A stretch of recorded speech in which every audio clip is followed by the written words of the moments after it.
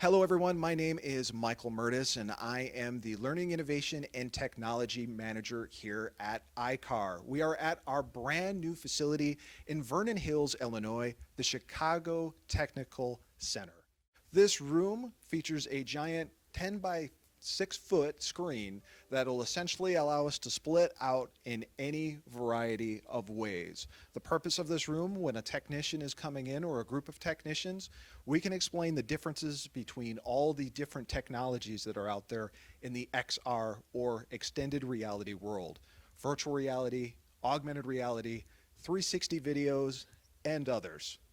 So someone can walk through this door right over here and get a quick introduction to something like this. This is a virtual reality demonstration showing off the capabilities of adaptive braking and adaptive cruise control.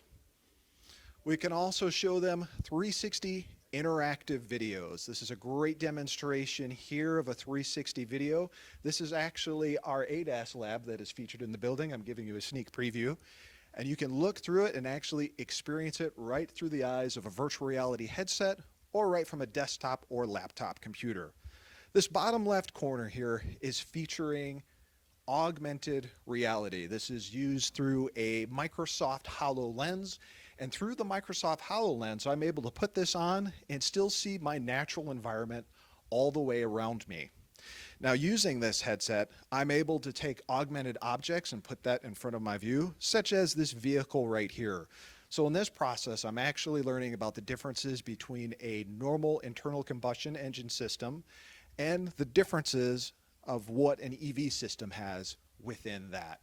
So there's a lot of opportunities here for people to learn and experience great new ways to learn past traditional 2D learning. As we continue to research these, we will make sure that we communicate to the industry all the different options and see what's best for them overall.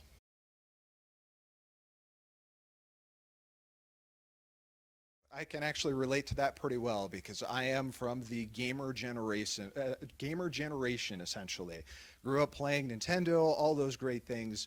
I actually got into my first career, IT, because my computer crashed, right? So I opened it up, I got hands-on, I learned how to adapt to that technology and how to fix it. So a lot of the younger generations now at this point, they're used to this stuff. They're used to putting the headsets on. They're used to interacting and online and social networking.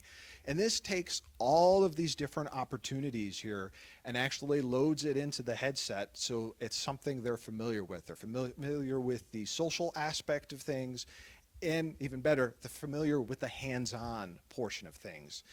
The previous generations, like myself, didn't necessarily have YouTube, right? So I couldn't go and look up how to answer a math question, how to do a geometry formula, things to that nature. Now, current generations can simply go online and they can learn to get those steps by watching someone else do it on how to get that hands-on experience.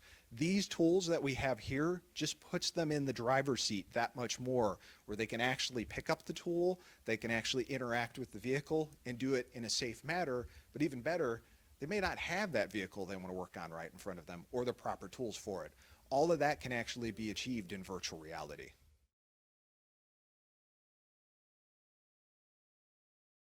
Typically in the world of a virtual reality and augmented reality development, you're looking at a couple of years to really have something that will be useful to the target audience. And that's the key when you're developing any of this stuff, is that you want to make sure that you're developing to an audience that would have a use for it, as opposed to developing something for a target audience that doesn't exist. So typically for augmented reality and virtual reality, you're looking anywhere from 12 to 24 months of development and testing. From the interactive video and the 360 video world, you can do things in about 6 to 12 months.